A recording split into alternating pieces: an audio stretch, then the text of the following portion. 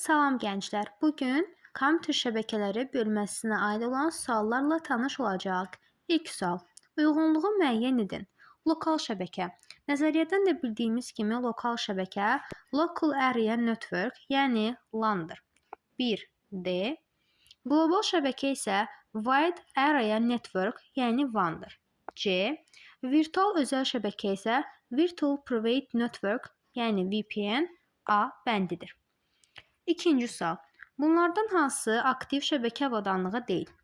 Nəzəriyyədən də bildiyimiz kimi, aktiv şəbəkə avadanlığı olmayanlar naqillər və onların novlarıdır.